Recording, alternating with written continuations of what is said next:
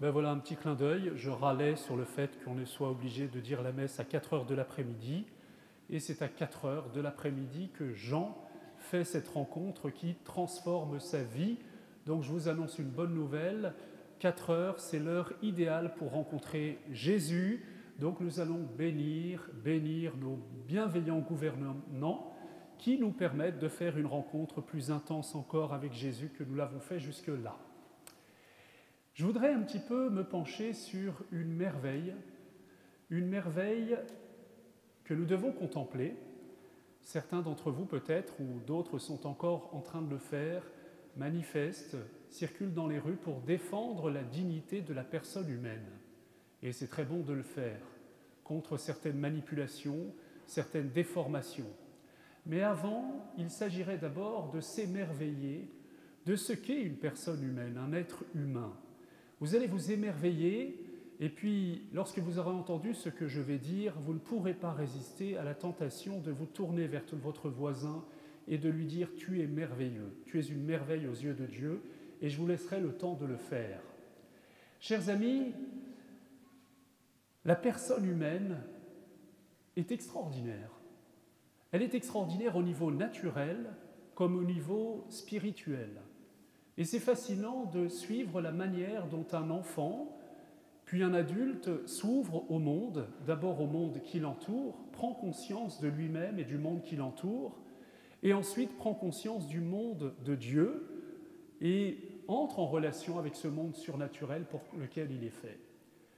Il y a une doctrine qui s'appelle la doctrine des 5 sens spirituels. Les pères de l'Église disaient que de la même manière qu'un enfant se rend sensible peu à peu et s'éveille à la conscience du monde qui l'entoure par ses sens corporels, par ses sens naturels, eh bien il va entrer en contact avec le monde spirituel par ces 5 sens spirituels.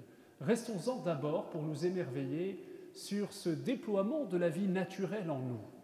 Est-ce que vous savez que le petit enfant, c'est dès les premiers jours de sa conception qu'il entre en contact avec le monde, qu'il prend conscience de lui-même, que s'éveille en lui cette conscience qui est une conscience d'amour par le premier sens, le sens le plus élémentaire, le sens le plus profond chez l'homme, à savoir le sens du toucher. Je touche pour l'instant cet ambon, eh bien je suis en contact avec le monde matériel autour de moi.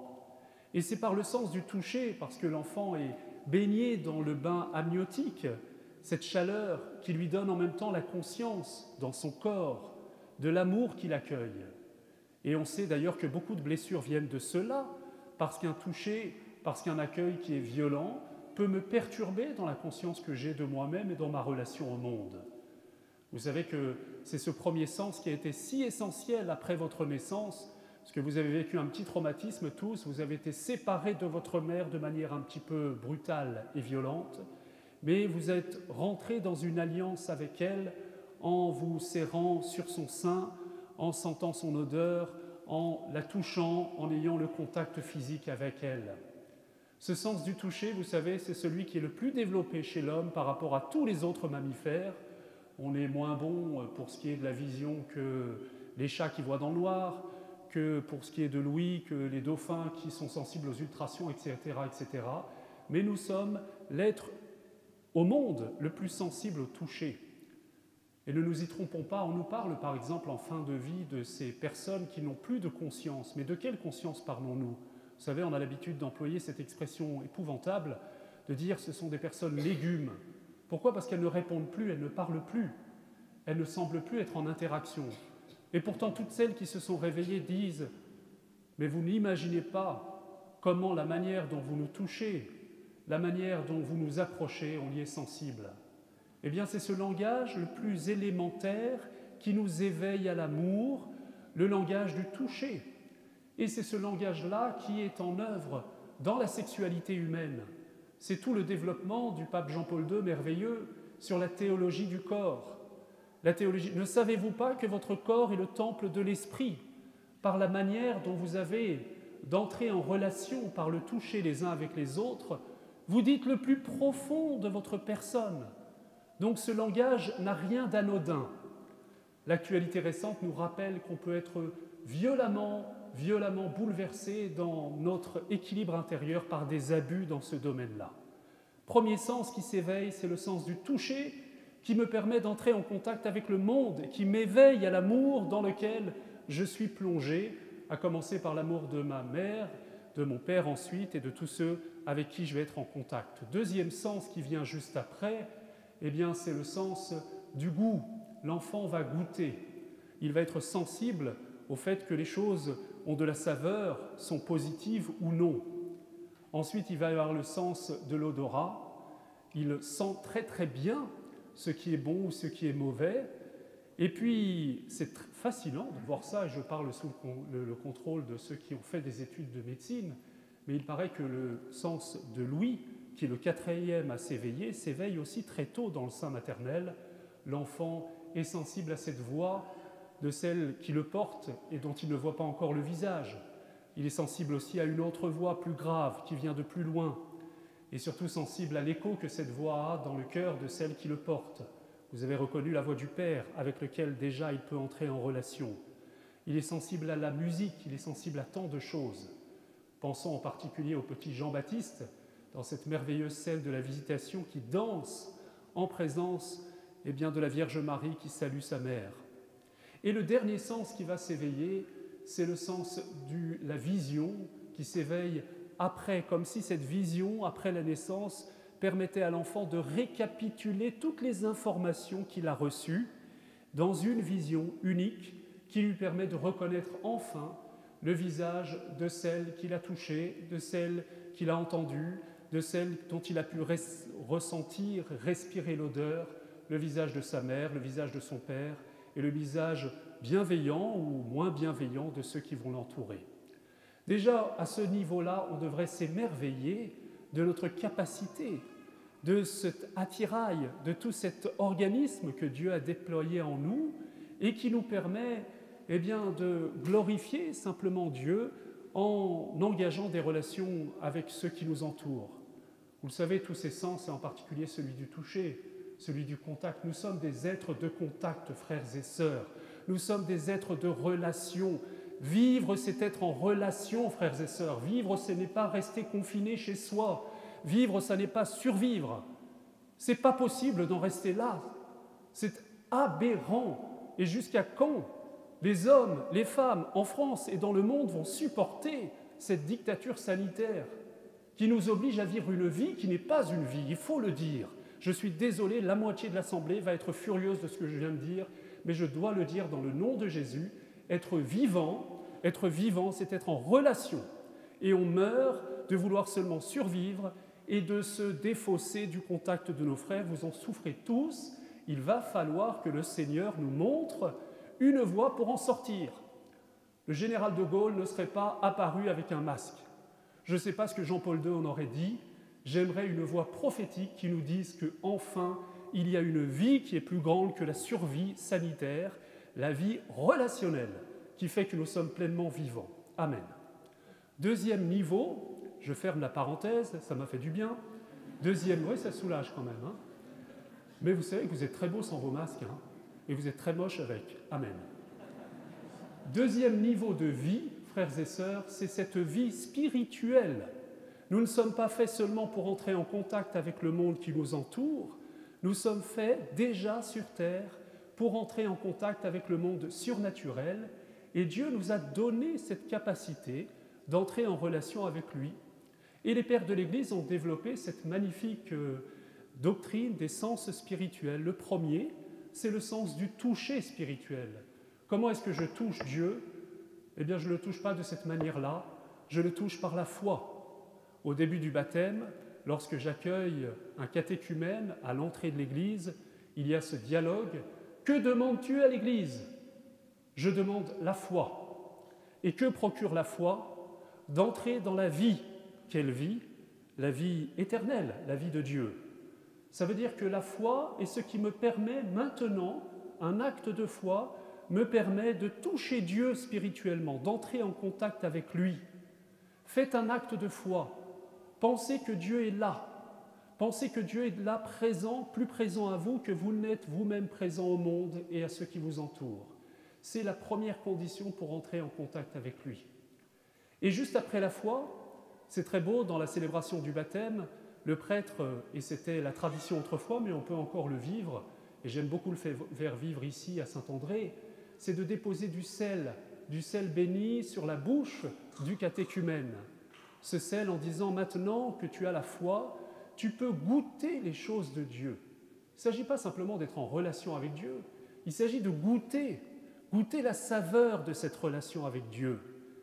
Goûter comme un miel quand je me plonge dans la parole de Dieu, est-ce qu'elle est savoureuse pour moi? Les Québécois diraient une foi qui est goûtue, mais une foi qui a de la saveur. Il y a des gens, vraiment, quand ils parlent de Dieu, eh bien, c'est communicatif, ça donne envie. Après le goût spirituel, et nous devons demander ce don, il y a l'odorat, le flair divin. D'ailleurs, ce n'est pas par hasard que toujours pendant le baptême, eh bien, on va oindre le front de l'enfant ou de l'adulte qui reçoit le baptême du saint crème qui a une bonne odeur, qui sent la bonne odeur de Dieu. Dans quelques instants, vous allez sentir l'encens, c'est la bonne odeur de notre prière qui nous met au contact avec la bonne odeur de Dieu. Eh bien, nous devons apprendre à flairer, à sentir ce qui vient de Dieu. Ça s'appelle le discernement des esprits, le discernement spirituel. Quand vous avez une inspiration, quand vous vous demandez est-ce que Dieu m'appelle, est-ce que c'est lui qui m'appelle ou non, vous savez que saint Ignace de Loyola dit qu'il y a 3 solutions. Soit cet appel, cette inspiration vient de Dieu, soit elle vient de l'adversaire, soit elle vient de vous-même. Et c'est à vous de discerner, c'est à vous de sentir, c'est à vous de développer ce flair divin. Certains d'entre vous demandent d'être accompagnés spirituellement, ça s'appelle la direction spirituelle. Qu'est-ce que ça veut dire? Eh bien, le prêtre qui vous accompagne n'est pas là pour vous dire ce que vous devez faire, pour écouter Dieu à votre place. Il est là pour vous aider à sentir où est-ce que Dieu vous attire, vous. Et ça, c'est très mystérieux, c'est propre à chacun. Le 4e sens qui s'éveille aussi, c'est le sens de l'ouïe. Et d'ailleurs, dans la célébration du baptême, il y a aussi un geste qui lui est réservé. Le prêtre va signer d'un signe de croix les oreilles de l'enfant ou de l'adulte en disant cette parole en araméen qu'il reprend d'un des miracles de Jésus, « Ephata », ce qui signifie « ouvre-toi, ouvre tes oreilles ». Ouvre tes oreilles pour que tu puisses entendre, comme le petit Samuel de la première lecture, Dieu qui t'appelle. Samuel, ça veut dire celui qui entend. Le premier commandement qui est fait au peuple d'Israël, c'est « Shema Israël », écoute Dieu qui te parle. Est-ce que vous savez que Dieu vous parle tout le temps? Que Dieu est très bavard en fait, mais nous sommes très sourds. Nous sommes très sourds parce que nous n'avons pas appris à écouter les signes de Dieu, à les reconnaître. Et c'est tout un art de savoir ouvrir nos oreilles. Peut-être pour bien les ouvrir, il faut d'abord les fermer à tous ces messages qui sont comme des messages parasitaires. Nous entendons peut-être trop d'informations qui nous empêchent d'accueillir la vraie information, la vraie actualité du jour, c'est que Dieu nous parle, qui nous aime, qui nous montre des chemins de vie, qui sont beaucoup plus intéressants que tous les chemins que les chaînes d'information en continu nous renvoient tout le temps. Et dernier sens qui va s'éveiller, c'est le sens de la vue. Frères et sœurs, nous sommes faits pour voir Dieu. Nous sommes faits pour voir Dieu, comme dit le livre de Job, de nos yeux de chair. Un jour, je verrai Dieu, dit le prophète Job. Ce n'est pas une image. La résurrection de la chair, ce sera la capacité avec nos yeux de contempler Dieu face à face. Nous sommes faits pour la vision béatifique. Alors vous me direz, est-ce qu'il faut attendre le ciel? Oui, pour le voir tel qu'il est, il faudra attendre le ciel. Pour plonger notre regard en lui, oui. Comme disait un petit enfant alors qu'on chantait au catéchisme « Je veux voir Dieu », et tous les enfants fermaient les yeux et se concentraient de plus en plus dans ce chant. Et il y en a un qui lève la main en disant « Mon père, il va falloir attendre longtemps ». Je dis « Oui, le plus longtemps possible d'ailleurs. Mais peut-être pas en fait. Nous sommes faits pour voir Dieu dès cette terre. Heureux les cœurs purs, ils verront Dieu. Ils verront Dieu en toutes choses. Heureux ce cœur qui se purifie dans son regard de ses frères, parce qu'il verra dans la beauté cachée de son frère, de sa sœur, de ceux qui l'entourent, il verra Dieu. C'est l'expérience de Mère Teresa quand on lui demandait « Pourquoi est-ce que vous allez ramasser tous ces miséreux? Est-ce que vous faites la charité ?» Elle disait « Non, c'est parce que je veux voir celui que j'aime. Je veux voir le visage de mon bien-aimé, Jésus, qui se cache derrière eux. Ne l'a-t-il pas dit dans l'Évangile? Ce que vous avez fait au plus petit d'entre les miens, c'est à moi que vous l'avez fait. » Eh bien, nous devons demander à Dieu de déployer, l'Esprit Saint est là pour ça, déployer dans tout notre être d'abord une capacité, une restauration de notre capacité à entrer en relation les uns avec les autres. C'est au niveau déjà psychique, naturel, et nous allons avoir besoin, frères et sœurs, chers amis, surtout vous les jeunes adultes qui êtes enfermés toute votre journée en télétravail, vous avez besoin de rééducation pour entrer en relation avec les autres et permettre à votre être tout entier, corporel, psychique, spirituel, de se déployer. Et nous devons demander aussi à Dieu, en nous émerveillant de cette capacité qu'il nous a donnée, de déployer nos 5 sens spirituels et de faire grandir en nous ce désir d'entrer en contact avec Dieu et cette assurance que ça nous est possible dès maintenant de jouir de la présence de Dieu. Amen.